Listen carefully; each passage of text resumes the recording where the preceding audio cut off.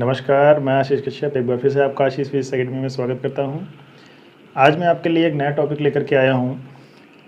पिछला वीडियो अगर आपने देखा होगा तो पिछले वीडियो में मैंने गॉस लॉ का फिज़िक्स यानी कि उसका स्टेटमेंट और गॉस लॉ का मैथमेटिकल प्रूफ डिस्कस किया था कि मैथमेटिकली गॉस लॉ क्या होता है और कैसे उसे हमने कैलकुलेट करेंगे किसी सिस्टम के लिए, वो मैंने बताया था। आज मैं उन्हीं का एप्लीकेशन लेकर के आया हूँ। गॉस लॉ की हेल्प से कुछ स्टैंडर्ड सिस्टम के लिए इलेक्ट्रिक फील्ड फाइंड की जाती है। उन्हीं स्टैंडर्ड सिस्टम्स में से आज मैं आपके लिए एक सिस्टम लेकर के आया हूँ कि इस सिस्टम के लिए आज मैं इलेक्ट्रिक फील्ड फाइंड करूँगा। तो यहाँ पर आपको हेडिंग दिख रही होगी कि आज मैं क्या प्रूफ करूँगा।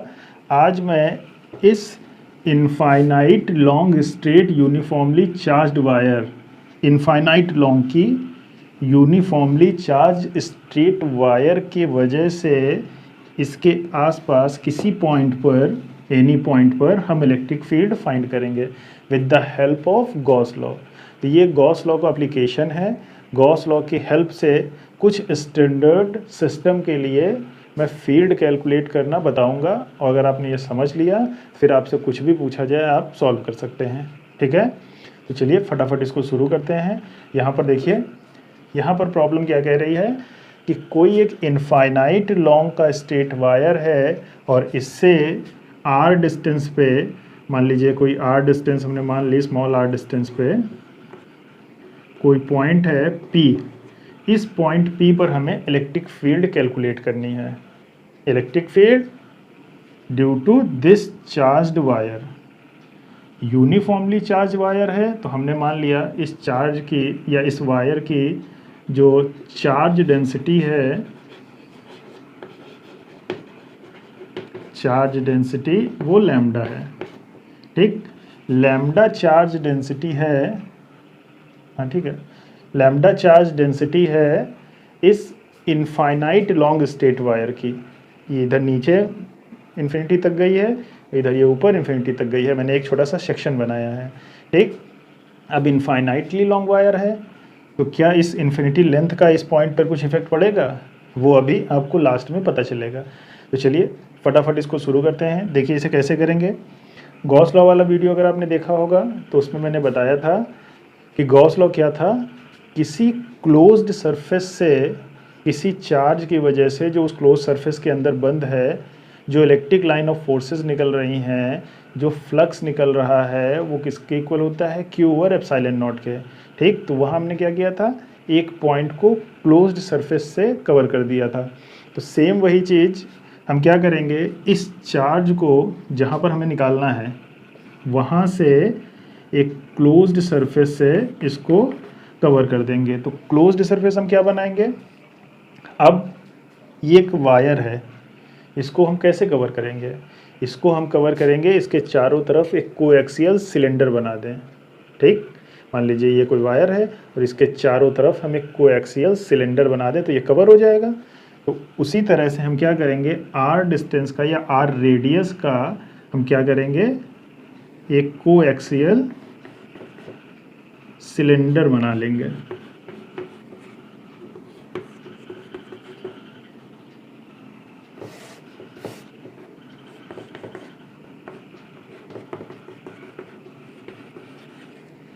ठीक, ये r रेडियस का, ये रेडियस कितनी है, r रेडियस का एक कोएक्सियल सिलेंडर हमने मान लिया, जिससे इस सिलेंडर की सरफेस पे कोई पॉइंट है P और वहाँ पर हमें इलेक्ट्रिक फील्ड कैलकुलेट करनी है।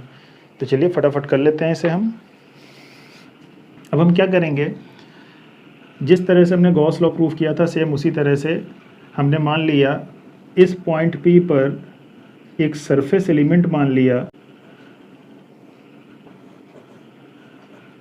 ये ds सरफेस है, ds सरफेस का एक सरफेस एलिमेंट पॉइंट P पे हमने कंसीडर कर लिया और एरियल वेक्टर के हिसाब से इस ds वेक्टर की जो डायरेक्शन होगी वो किधर होगी, इस सरफेस के परपेंडिकुलर आउटवर्ड।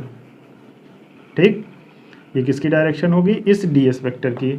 ठीक, अब यहाँ पर देखिए पॉजिटिव चार्ज है विद चार्ज डेंसिटी लैम्डा, तो पॉजिटिव चार्ज की वजह से जो फील्ड का डायरेक्शन क्या होगा, अगर इस वायर के बाहर हम फील्ड यहाँ पर देखें तो पॉजिटिव की वजह से इस पॉइंट की तरफ आउटवर्ड, तो यहाँ पॉइंट P पर जो फील्ड का डायरेक्शन होगा वो भी किधर होगा, आउटवर्ड होगा। ये वेक्टर E फील्ड का डायरेक्शन, ये P पॉइंट है, कंफ्यूज मत होइएगा, ये पॉइंट P है, यहाँ से मैं इसे हटा देता हूँ। ठीक, तो ये पॉइंट P पर फील्ड का डायरेक्शन आउटवर्ड पॉजिटिव चार्ज की वजह से, सरफेस पे हमने जो एक गाउशियन सरफेस या गाउशियन सिलेंडर माना है, उस सिलेंडर पे जो ds सरफेस है उसका एरियल वेक्टर किधर होगा, बाहर की तरफ आउटवर्ड, ठीक, अलोंग द रेडियस। ठीक है, ये जो डॉटेड दिख रही है कंफ्यूज मत होइएगा, ये है आपकी गाउशियन सरफेस। तो ये सिस्टम आपको समझ में आ गया होगा, क्या कैलकुलेट करना है, प्रॉब्लम क्या है वो समझ में आ गई होगी। अब चलिए टाइम वेस्ट ना करते हुए इसे कैलकुलेट करते हैं। अब देखिए, हमने जैसे पिछले वीडियो में या गॉस लॉ को प्रूफ करते वक्त हमने क्या किया था, इस ds एलिमेंट के लिए फ्लक्स निकाला था, फिर उसको हमने पूरे सरफेस पे इंटीग्रेट कर दिया था। तो हम क्या करेंगे, फिर से वही electric flux due to ds element लिखा है, तो कितना होगा, d फाई ई होगा, और इसकी वैल्यू क्या होगी, आपको पता है फ्लक्स के लिए फील्ड E और dot ds, E dot ds, तो E डॉट ds मिला, वेक्टर E और वेक्टर ds का dot product, vector E same direction में वेक्टर ds, तो इन दोनों के बीच में एंगल क्या है, 0 डिग्री। तो हम अगर इसे ओपन करें तो E ds cos 0 डिग्री, और cos 0 क्या होता है, cos 0 होता है आपका 1। तो आपको जो d फाई मिलेगा, d फाई E, वो क्या मिलेगा, E ds। तो ये आपको ds एलिमेंट की वजह से इलेक्ट्रिक फ्लक्स मिल गया। और अगर हम होल सरफेस के लिए निकालें, so electric flux through Gaussian surface, पूरे गाउशियन सरफेस की वजह से जो इलेक्ट्रिक फ्लक्स होगा वो फाई ई होगा, और जो क्या होगा, इस ई डी एस का इंटीग्रेशन होगा ओवर अ होल सरफेस या over a closed path surface, integration E D S होगा। ठीक, ये मैं पिछले गॉस लॉ वाले प्रूफ में डिटेल में बता चुका हूँ। तो यहाँ पर देखिए, आपको पता है कि यूनिफॉर्म चार्ज्ड वायर है, दैट मीन्स इलेक्ट्रिक फील्ड क्या होगी, इलेक्ट्रिक फील्ड कांस्टेंट होगी किसी एक फिक्स पॉइंट पे, इसके चारों तरफ, चाहे हम इधर देखें, इस तरफ देखें, इधर देखें, किसी पॉइंट पे देखें, तो रेडियल है इलेक्ट्रिक फील्ड, इसलिए इलेक्ट्रिक फील्ड कांस्टेंट होगी, ये बाहर आ जाएगी और closed path surface integration of ds हो जाएगा। ठीक, क्लोज्ड पाथ सरफेस इंटीग्रेशन जो है ds का, तो इस जो गॉसियन सरफेस हमने कंसीडर की है, ये जो गॉसियन सरफेस, इसकी मैक्सिमम वैल्यू क्या हो सकती है, इसकी मैक्सिमम वैल्यू क्या हो सकती है, इस सिलेंडर का surface area. So surface integration of ds क्या होगा, सरफेस एरिया ऑफ सिलेंडर। और सरफेस एरिया ऑफ सिलेंडर क्या होता है, सरफेस एरिया ऑफ सिलेंडर होता है 2 pi R L, where r is the radius of surface, l is the length of cylinder। तो ये जो लेंथ है, मैंने यहाँ पे बनाया नहीं है, ये जो लेंथ है इसको अगर हम l मान लें, ये जो लेंथ l है, ठीक, तो l लेंथ का सिलेंडर है, r रेडियस है, 2 पाई एक नंबर है जो कि इस सरफेस इंटीग्रेशन या सरफेस एरिया ऑफ सिलेंडर के इक्वल होगा। तो हम क्या करेंगे, ये वैल्यू उठा करके यहाँ प्लेस करेंगे। So phi E is equals to क्या हो जाएगा, ई इंटू 2πr_l।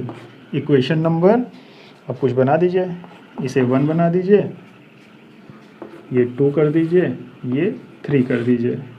तो हमने क्या किया, इस सिस्टम की वजह से या इस वायर की वजह से हमने किसी पॉइंट P पर जो r डिस्टेंस दूर है इस वायर से, r डिस्टेंस पे है इस वायर से, उस पॉइंट पर हमने फ्लक्स कैलकुलेट कर लिया, ठीक, इस सिस्टम के लिए। बट आपको पता है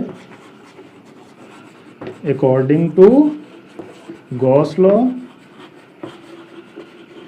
लॉ क्या कहता है कि किसी इनक्लोज्ड सरफेस की वजह से जो फ्लक्स होगा वो फ्लक्स क्या होगा, according to gauss law definition, flux होता है Q times over epsilon naught. और ये Q क्या है, where Q is the net charge enclosed by surface। तो Q charge enclosed by surface होता है आपका, sorry, net charge enclosed by surface जो होता है वो क्या होता है, Q के बराबर। अब इस Q की वैल्यू यहाँ पर क्या है, अब यहाँ पर देखिए Q की वैल्यू अगर हम इस गॉसियन सरफेस के लिए निकाल रहे हैं, फ्लक्स गॉसियन सरफेस के लिए पहले L के लिए निकाल रहे हैं, फिर अगर ज़रूरत पड़ेगी तो इस L को हम इनफाइनाइट तक एक्सटेंड कर देंगे। तो हमने क्या किया, इस L लेंथ के अंदर जितना वायर आ रहा है यहाँ से लेकर के यहाँ तक, उसका चार्ज निकाल लेते हैं। उसका चार्ज कैसे निकालेंगे, उसका चार्ज निकालने के लिए अगर आपने कॉन्टिन्यूअस डिस्ट्रीब्यूशन वाला वीडियो मेरा देखा है तब तो आप तुरंत मेरे बोलने से पहले ही बता देंगे, अगर आपने नहीं देखा है तो आपको दिक्कत होगी, ठीक, फिर भी मैं बता दे रहा हूँ। डिटेल में समझने के लिए आप वहाँ पर जा सकते हैं कि कॉन्टिन्यूअस चार्ज डिस्ट्रीब्यूशन वाले वीडियो में मैंने डिटेल में समझाया है कैसे चार्ज निकालते थे। फिलहाल यहाँ पर देखिए हम क्या करेंगे कि ये जो चार्ज डेंसिटी है, इस चार्ज डेंसिटी का हमें इतने टर्म पे चार्ज चाहिए, तो इस लेंथ पे हम इस चार्ज डेंसिटी से मल्टीप्लाई कर देंगे तो हमें क्या मिल जाएगा, total charge enclosed by this Gaussian cylinder. तो जो Q की वैल्यू है वो किसके इक्वल हो जाएगी, लैम्डा इनटू L के। Lambda is the charge density, L is the length of gaussian surface या गॉसियन सिलेंडर। इसे बना लीजिए इक्वेशन नंबर 4।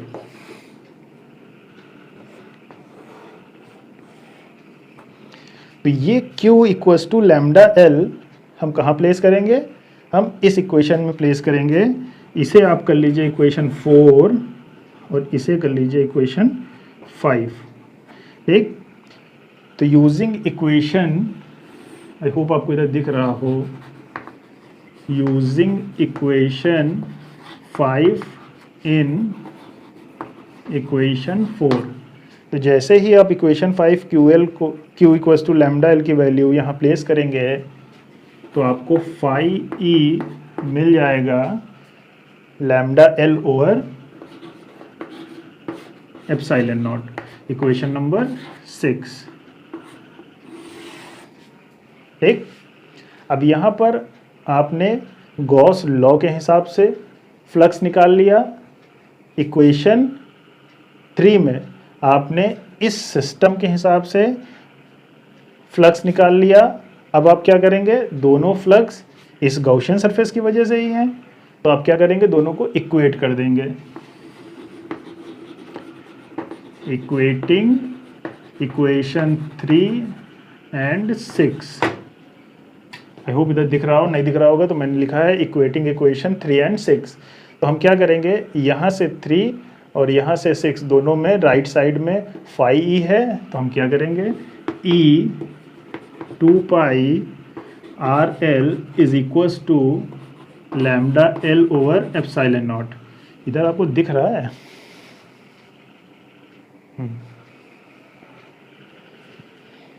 तो ये क्या मिल गया हमें, हमने दोनों को इक्वेट कर दिया।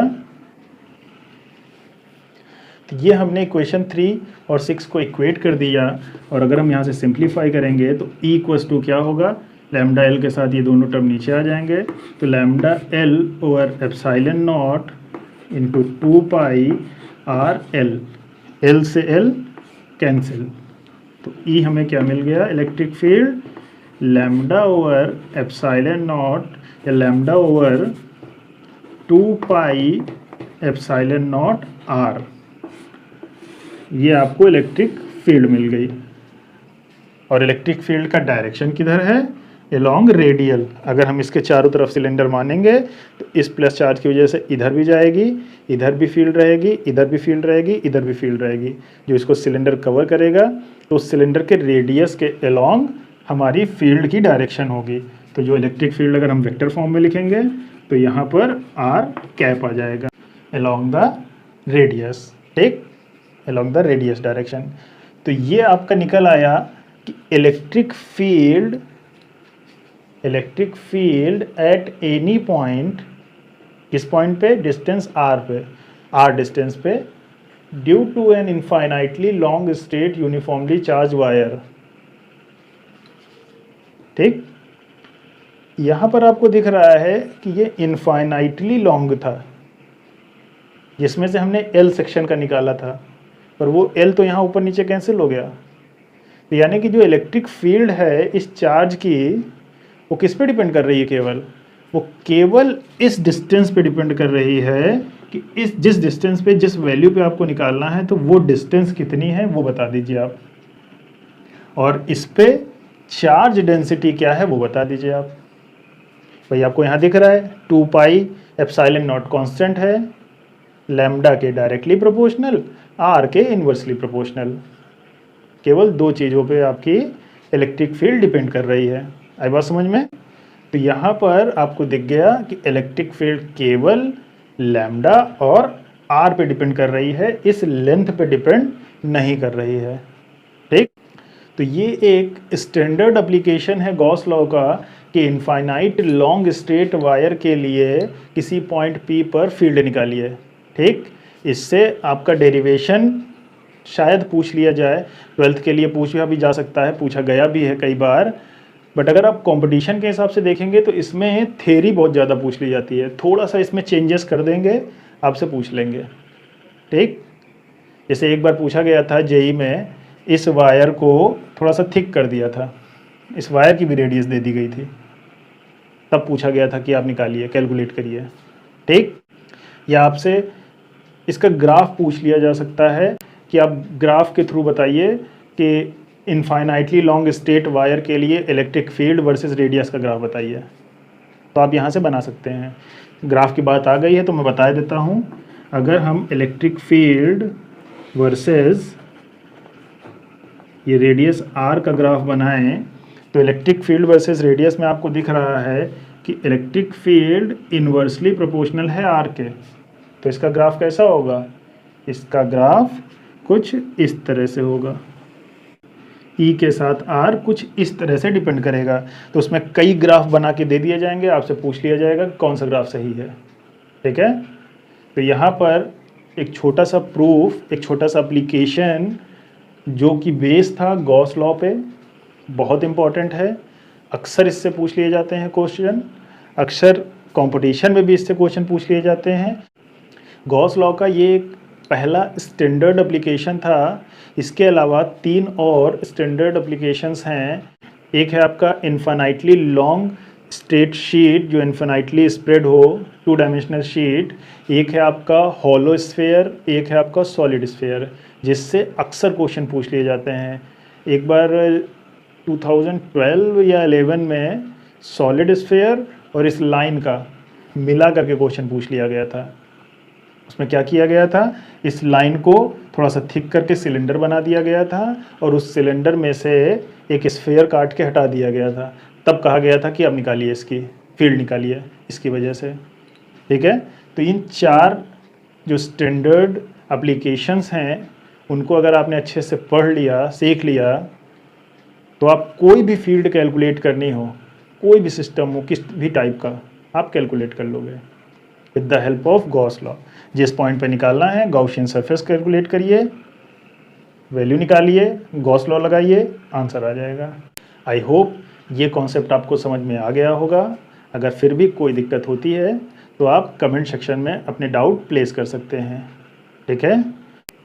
और अगर आप चैनल पर नए हैं तो चैनल को सब्सक्राइब करें, वीडियो को लाइक करें, वीडियो को शेयर करें ताकि ये वीडियो ज़्यादा से ज़्यादा ज़रूरतमंद लोगों तक पहुंच सके, ठीक है। तो बस आज इस वीडियो को यहीं पे रोकते हैं और नेक्स्ट वीडियो में नेक्स्ट एप्लीकेशन के साथ मैं आपसे मिलता हूं। तब तक के लिए नमस्कार।